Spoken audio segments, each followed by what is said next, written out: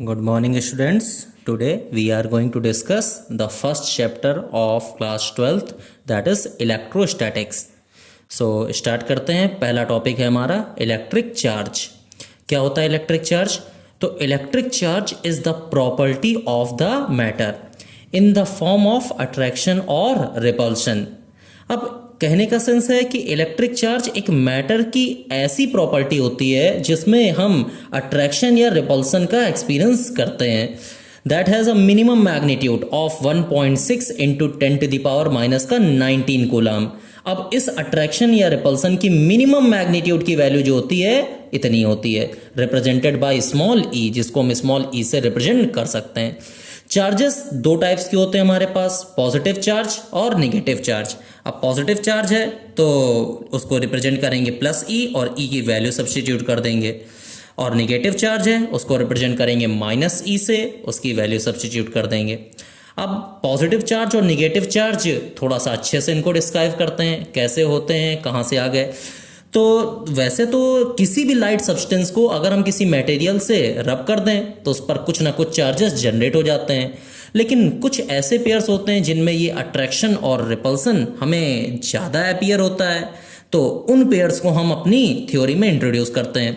जैसे positive charge का मतलब क्या है कि when a glass rod is rubbed with silk cloth and suspended with A thread, then some magnitude of charge move from silk cloth to glass slab called positive charge. मतलब कि glass rod को जब मैंने silk के cloth से rubbed करा तो इस पर कुछ ना कुछ चार्जेस जो हैं सिल्क के क्लॉथ से हमारे ग्लास के रॉड पर मूव करने लगते हैं, तो ऐसे चार्जेस को हम पॉजिटिव चार्ज कहते हैं. अब वहीं अगर हमने क्या करा कि एक एबोनाइट की रॉड ली और इसको मैंने रब करा है कैट स्किन से या फर से, तो then some magnitude of charge move from cat skin to ebonite rod. This is known as negative charge. अब ये पॉजिटिव और नेगेटिव चार्ज क्यों जनरेट हो गए, कैसे जनरेट हो गए, इनके बारे में थोड़ा डिटेल से जानते हैं. हमने क्या करा, we take a glass rod and rubbed with silk cloth और सस्पेंड कर दिया एक थ्रेड के साथ एक स्टैंड से.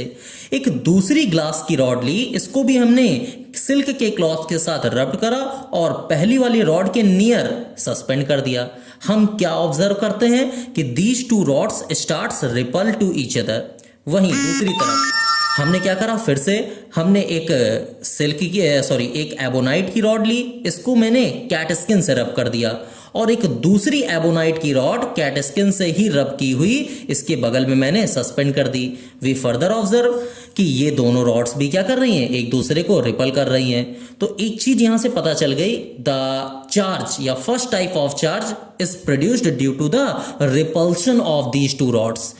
अब अगर दो सेम टाइप की रॉड्स थी तो इनमें तो रिपल्सन हुआ.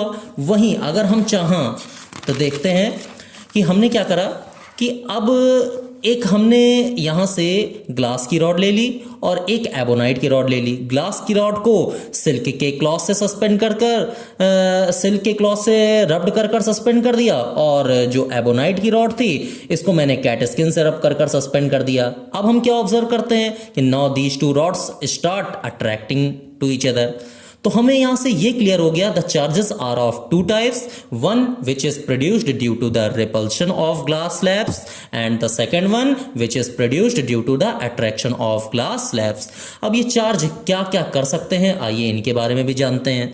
तो प्रॉपर्टीज ऑफ चार्जेस देखते हैं कि चार्जेस की तीन मेन प्रॉपर्टीज होती हैं. कौन कौन सी?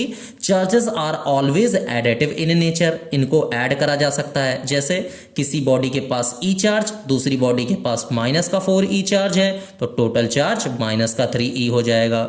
वहीं किसी बॉडी के पास ई चार्ज है, दूसरी बॉडी के पास 3 ई चार्ज है, टोटल चार्ज 4 ई हो जाएगा.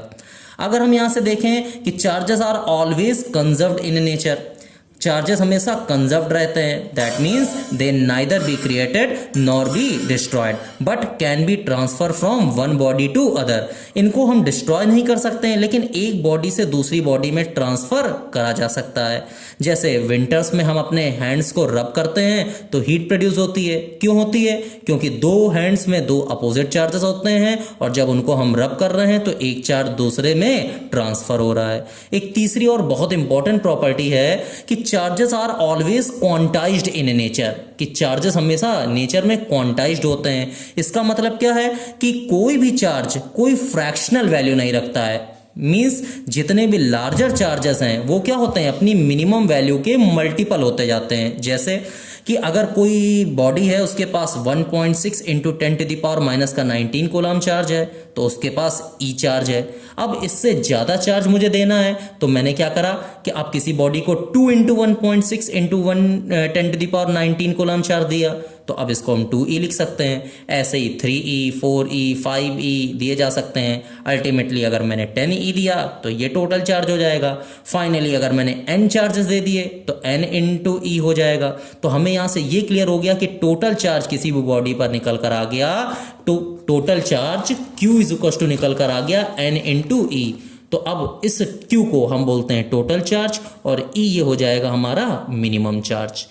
तो अब अगर हमसे कोई क्वेश्चन पूछे कि क्या किसी बॉडी को 9.6 इंटू 10⁻⁻⁻19 कूलम चार्ज दिया जा सकता है तो ये टोटल चार्ज हो गया हमारा। फॉर्मूला हम वही लगा देंगे, q is equal to N e. तो q की वैल्यू मैंने सब्सटीट्यूट कर दी, n की वैल्यू मुझे फाइंड आउट करनी है, e की वैल्यू वही 1.6 इंटू 10⁻⁻19 कूलम। यहाँ से हम n की वैल्यू निकाल लेते हैं तो मल्टीप्लाई वाला डिवाइड में जाएगा। 19 से 19 ये कैंसिल हो गया 10 की पावर में, 16 6 96, n की वैल्यू होल नंबर 6 आ गई। जब n की वैल्यू होल नंबर में 6 आ गई तो हम ये कह सकते हैं कि this charge can give to a body. लेकिन वहीं पर अगर ये वैल्यू फ्रैक्शनल या डेसिमल आती तो फिर वो चार्ज बॉडी को दिया नहीं जा सकता है। जैसे एक और दूसरा क्वेश्चन देखते हैं कि is 11.6 into 10⁻⁻⁻19 coulomb can given to a body. फिर से वही same formula, q is equal to n into e. क्या बन जाएगा 11.6 इंटू 10⁻⁻19। n निकालना है मुझे, e की वही मिनिमम वैल्यू रख दी, n निकाला, ये अपॉन में गया, 10⁻19 से 10⁻19 कैंसिल, डिवाइड करेंगे तो वैल्यू आई 7.3। ये एक डेसिमल वैल्यू है, होल नंबर नहीं आ रहा है। इसका मतलब this charge can not be given to a body.